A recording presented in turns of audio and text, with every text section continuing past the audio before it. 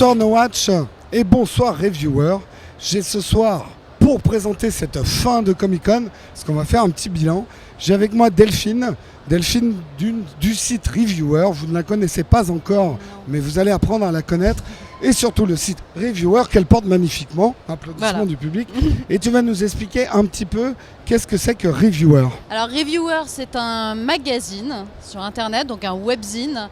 On y parle de comics, de séries TV, de cinéma, de jeux vidéo également, de technologie, web, plein de choses comme ça. Que ce soit des critiques ou des news. Voilà. D'accord. Et des dossiers de fond. Quand Et toi, donc tu es venue à la Comic Con en tant que blogueuse, en tant que journaliste Je suis là en tant que journaliste pour Reviewer. D'accord. Je suis l'envoyé spécial. Envoyé spécial, la classe, mais c'est super classe quoi. Alors, justement, l'année dernière, je le faisais avec John Plisken, mais j'ai trouvé que Delphine, quand même, c'était plus sympa. Ouais, je suis quand même plus glamour que... c'est un peu plus glamour que John Plisken. Non, puis John Plisken, pour des raisons très obscures, ne pouvait pas être là ce soir. En fait, il doit rendre la bagnole. C'est un peu trivial. Non, et surtout, il n'a pas été beaucoup présent à cette Comic-Con pour des raisons personnelles. Donc, je tenais à avoir quelqu'un qui a bien fréquenté les allées de la Comic-Con cette année et surtout qui a fait pas mal d'interviews. Je voulais avoir ton point de vue journaliste. Cette Comic-Con, est-ce que ça a été l'attente? Enfin, c'est ce que vous attendiez? Est-ce que les invités étaient à la hauteur du prestige attendu et les interviews intéressantes? Alors, déjà, moi, ce qu'il faut savoir, c'est que c'était donc ma première Comic-Con. D'ailleurs, est-ce qu'on dit au Comic-Con, Comic-Con, du Comic-Con? Non, on dit à Comic-Con. À Comic-Con. Comic-Con Paris. D'accord, donc c'était mon premier Comic-Con. Voilà. Donc en tant que représentante de Reviewer. Donc, ouais, moi je suis pas beaucoup sortie de la salle de presse quand même. Ça se voit, tu transpires pas trop. Oui, et puis j'ai le bronzage néon, n'est-ce pas? Donc, non, mais je me suis un petit peu baladée dans les allées évidemment pour savoir un petit peu de quoi j'allais parler. J'ai pas assisté à beaucoup de conférences parce que généralement ça se chevauchait avec des interviews. Ouais. Alors ensuite, question interview, on a été plutôt bien servis. Nous, on s'est quand même pas mal concentré presque exclusivement d'ailleurs sur les séries. C'est un peu mon domaine. Je laisse les comics aux deux garçons ou les jeux vidéo aux deux garçons de Reviewer qui n'ont pas pu se déplacer. Et alors niveau série, on a eu Merlin.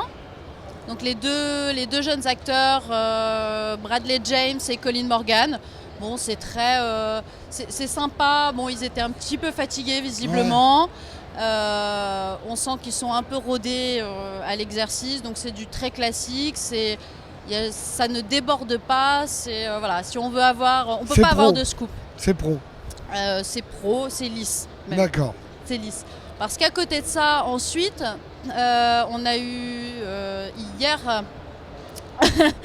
On a eu hier Steven Moffat, donc le génial. Et ça t'attendais ça avec impatience parce que là je crois que les journalistes parlaient pas trop. Là, c'était un peu la fangirl. Ouais, là c'était un peu la groupie là, hein, j'avoue. Ouais. Qui est donc le génial showrunner de Doctor Who depuis maintenant, enfin là qui entame sa deuxième saison en tant que showrunner de Doctor Who et qui est également le showrunner avec Mark Gatiss de Sherlock que je conseille, qui est vraiment une très très bonne série. Alors lui, là, il nous a fait du grand Steven Moffat, l'Écossais bouillonnant, qui mâche pas ses mots, qui nous donne dans la métaphore. Voilà, donc ça, c'était un très très bon moment. Une interview trop courte, forcément, c'est toujours trop court quand on aime. Mais t'as eu des choses intéressantes, on va découvrir sur Reviewer des petites exclus. Ouais. Non, mais... C'est toujours, de toute façon, c'est quelqu'un de brillant, c'est un cerveau qui marche à plein régime, donc on peut toujours obtenir des choses intéressantes de Steven Moffat. Il faut savoir qu'on n'avait pas que des professionnels, des journalistes professionnels qui font les tables rondes avec nous, il y a aussi des blogueurs qui sont passionnés, mais qui posent plus des questions de fanboy, ce qui n'est pas un mal, hein, mais bon... Mais même avec des questions qu'on lui a posées donc 1000 fois, qui sont peut-être parfois un peu banales à première vue, il arrive à en faire quelque chose, quoi. Il nous fout ça dans un paquet cadeau avec un gros nœud dessus, quoi. Donc de toute façon, c'est tout bénef avec lui. Donc ça, c'est ça restera un très très bon souvenir. Et enfin, la dernière, c'était ce matin. qu'on a failli pas avoir d'ailleurs, mais on l'a eu quand même. C'était donc Simon Astier. Simon Astier, qui est un super habitué de la Comic-Con. Voilà. Il était là l'année dernière, ouais. Voilà, qui était là l'année dernière, qui est revenu, comme il nous l'a fait remarquer, il pensait qu'on serait que 10, qu'il n'y aurait que 10 fans dans la salle pour venir le voir. Et en réalité, il a fait un commentaire audio d'un épisode d'HeroCorp qui avait été choisi sur Facebook par les fans. C'était lequel épisode? Alors c'était l'épisode 12 de la saison 2. Oui, c'est ça. C'est l'épisode 12 de la saison 2. Donc, il nous a fait un commentaire, ma foi, assez rigolo et très intéressant. Il nous a développé une théorie qu'il appelle la théorie de la torsade. Que je ne connaissais pas. Je pense que c'est pas très académique. Ça doit faire mal. C'est pas très académique, mais c'était l'idée que dans un seul et même épisode, il a réussi à concentrer un nombre incroyable d'intrigues. D'accord. Parfois même en une seule séquence, on arrivait à avoir 3-4 intrigues différentes. Et c'est vrai que de ce point de vue-là, c'était assez intéressant à regarder. Il était très ému de voir, mais vraiment, sincèrement, il avait vraiment la larme à l'œil quand il est entré dans la salle, qu'il a vu qu'il y avait tout le monde et que tout le monde s'est mis à crier « Pinage ». Le Pinage, il y a eu un Pinage. Il y a eu un Pinage qui venait vraiment du fond du cœur, là, pour le coup. Cool. Il nous a même fait une petite surprise à la fin, puisqu'il y a des membres d'HeroCorp qui sont venus. Ouais. Notamment, alors j'ai oublié le nom de son personnage, celui qui se raidit dès qu'on dit un mensonge. Alors là, on va le mettre en incruste parce que j'ai le cerveau en marmelade après 4 jours de Comic-Con. Non, mais moi aussi. Et voilà, donc on a eu, il y avait Alban Lenoir, fantastique, qui a perdu du muscle pour le coup. Ah bon? Ouais. Bah alors, mais après, je sais pas, ça va bientôt faire 2 ans qu'il fait plus d'exercice pour HeroCorp, donc j'imagine que. Ouais, il faut s'y remettre, Alban. Hein. Ça trinque un peu, quoi, au bout d'un moment. Mais voilà, et puis donc aujourd'hui, on l'a eu en interview. Bonne interview. Alors, il était visiblement un peu claqué aussi. On m'a dit qu'il était un peu malade avant de venir, donc on l'excuse, il n'y a pas de souci. On a eu quasiment 20 bonnes minutes pour lui parler. C'était également une table ronde. Et c'est pareil, lui, c'est un plaisir de l'interviewer aussi.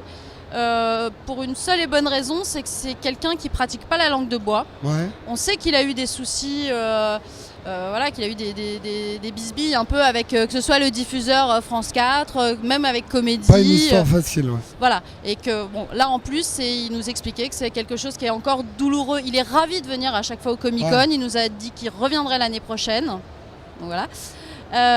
Mais effectivement, oui, c'est encore douloureux. C'est un peu comme si on remuait à chaque fois le couteau dans la plaie. Ouais, non, mais j'imagine. Il doit en avoir un peu marre qu'on lui parle d'HeroCorp, non? En fait, il a pris le parti pris maintenant. Il a vraiment de répondre. Quand on lui demandait alors où en est la saison 3, maintenant il dit merde. Voilà. Oui, ça résume bien. Hein, donc voilà. Donc moi, je me suis pas aventurée à lui poser cette question déjà. Non, bon, après, ils viennent faire leur boulot, hein. Mais en même temps, je comprends aussi, quand ça fait mal et qu'on te le répète. Voilà, c'est ce qu'il disait. C'est douloureux pour lui, pour l'équipe, parce qu'il sait pas. Il y a pas de conclusion pour l'instant. Il n'y a pas de non définitif. Il n'y a pas de oui. Il y a un oui peut-être. Donc voilà, là il nous a demandé par notre intermédiaire, par l'intermédiaire des fans qui étaient présents, de se mobiliser, de regarder, puisqu'il va y avoir une diffusion sur Comédie de la saison 1, suivie de la saison 2. D'accord. À pas manquer en septembre sur Comédie. Voilà, donc vous avez le droit si vous n'avez pas Comédie, vous avez le droit d'aller squatter chez les potes. Il y a des fans chez Reviewer, il doit y avoir pas mal de fans. Oui, on a déjà fait. On a beaucoup de fans aussi. Voilà, on a déjà fait nous sur Reviewer un petit article là-dessus pour annoncer justement la diffusion sur Comédie. Donc voilà, faudra être au rendez-vous parce que c'est une série qui mérite véritablement une saison 3. Lui, il a déjà, c'est déjà plus ou moins écrit dans sa tête, il a déjà une idée de là où il veut aller, donc c'est un projet qui est quand même mûri. Écoute, en tout cas, on lui souhaite plein de bonnes choses. Et puis si vous voulez en savoir plus, en tout cas sur ces 3 interviews, on sait à où aller chez Reviewer. Voilà, tu signes tes articles ou tu as un pseudo? Non, je les signe de mon nom, Delphine Rivet, il n'y a pas de souci, on me reconnaît. Bon. Écoute, ça c'est super. Alors juste ton bilan sur peut-être l'organisation par rapport aux journalistes et tout ça de la Comic-Con, est-ce que les choses étaient bien orchestrées? Alors, au début, on a un peu blâmé l'organisation, mais nous, en même temps, faut rappeler qu'on passe pas prioritaire. Ouais. On est un petit site pour l'instant, on est tout récent, on est tout jeune. Donc on comprend parfaitement qu'on ne passe pas en priorité. Il y a des médias bien plus importants, donc ça, il n'y a pas de souci. C'est vrai que parfois, assez souvent, on était prévenus des horaires ou des confirmations d'interviews un peu à la dernière minute. Moi, j'ai reçu un SMS à minuit un soir pour me dire que la veille, je rencontrais Steven Moffat. Reportage. Mais je veux pas blâmer que ce soit tout le travail qui a été fait au niveau de l'organisation. J'ai pu parler un petit peu avec les filles de 8 Art City qui étaient à l'accueil des salles presse. Parce que je me suis rendu compte que déjà, oui, effectivement, pour envoyer un SMS à minuit le soir, ça veut dire que ça moi je le ferais pas à mon boulot, hein, donc je pense qu'elles étaient quand même très très impliquées. Je dis elles, mais il y avait aussi des garçons. Hein, donc le tout chapeauté par Monsieur Alain Carazé. Monsieur Alain Carazé. Qui se mobilise toujours. C'est la deuxième année, je crois, pour 8 Art City au c'est Comic-Con. Alors, de ce que je sais, oui, c'est leur deuxième année. Oui. Donc voilà. Et bon, s'il y a pu y avoir quelques couacs, je dirais que tout a été rattrapé, même in extremis, mais peu importe. On a eu nos interviews, les interviews qu'on voulait, on a eu les moments qu'on voulait, donc voilà. Plutôt contente. Oui, non, même très contente. Voilà, moi c'était la première fois. Et tes articles vont arriver. Alors, je sais pas quand on montera ce résumé, parce que comme vous pouvez voir, il faut que je me repose avant de monter. Mais donc à peu près quand est-ce que tu vas écrire tes articles? Pas quand est-ce que la vidéo sera publiée. Non, moi non plus, j'en sais rien. Mais dis-nous combien de temps tu vas mettre et vous saurez si c'est avant ou après avoir vu cette vidéo. Là, on est le dimanche 3 juillet. Demain, je bosse pas. J'en oublie la date. Moi, demain, je me mets dessus, justement. T'es plus courageuse que moi. Voilà. Et je pense qu'on va avoir l'interview vidéo, en plus de Steven Moffat, qui va sortir.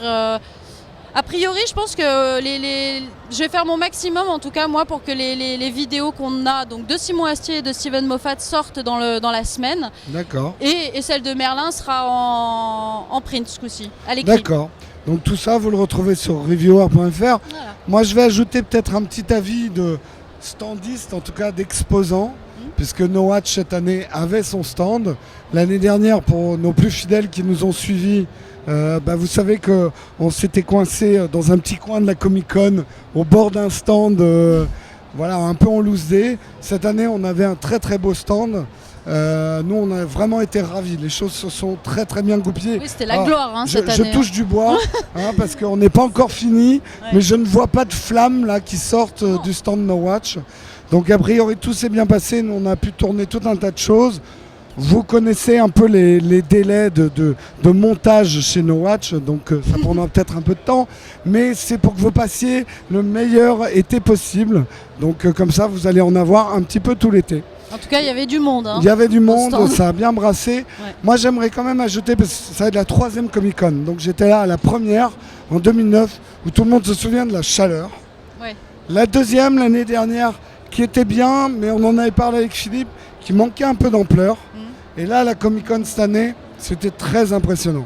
Au niveau du monde, même, je dirais, le rapport poids entre Comic-Con et Japan Expo. Ouais. On se sentait moins la petite exposition au milieu de la grande.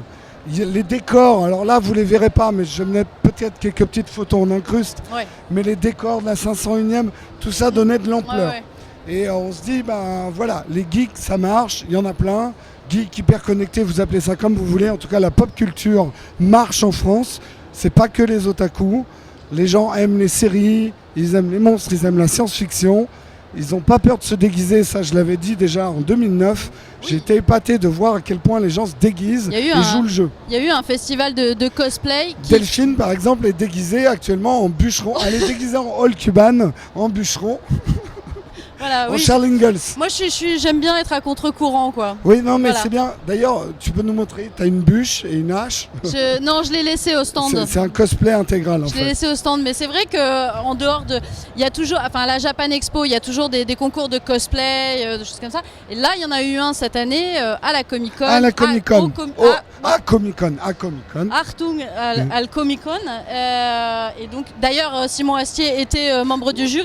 Mais il paraît qu'il y a eu Alexandre Astier aussi dans un défilé de cosplay. Alors, est-ce que c'était quelqu'un qui était déguisé en Non, Alexandre non. Astier ou il y avait Alors, vraiment, moi, on m'a j'ai vu ça raconté, sur parce que Twitter. je suis quasiment pas sorti du stand. Mais quelqu'un m'a raconté que Alexandre, pas Simon, D'accord. est arrivé déguisé, mais on a un cosplay assez cheap, tu vois, avec un petit carton et un petit bouclier en carton et Je tout ça. veux voir ça. Donc ça a créé l'événement. J'espère qu'il y aura des photos. J'espère. Effectivement. En tout cas, nous, on tenait à remercier les organisateurs de Comic-Con et 8 Art City aussi, puisque 8 Art City a vraiment fait un bon boulot. Nous, en tout cas, on s'est très très bien occupé de nous. Ouais. Et puis, en tout cas, on se retrouvera l'année prochaine, c'est quasi Oui, l'année sûr. prochaine, on sera là, je pense. Il y aura le stand reviewer. Je sais pas, En mais tout cas, on sera là. vous serez toujours bienvenus sur le stand No Watch. J'ai vu Et ça, oui. nous, il y aura donc des émissions tout l'été. Et puis, si vous voulez lire, et des vidéos aussi sur reviewer.fr. Voilà. En tout cas, on vous remercie tous. On est un peu triste pour tous ceux qui n'ont pas pu venir. Essayez de venir l'année prochaine. Et en tout cas, en tant que No Watch, moi, je voudrais remercier tous nos fans qui sont venus nous voir. Vous avez été formidables. Je n'ai plus de voix. Je suis désolé, je fais Jeanne Moreau depuis 2 jours.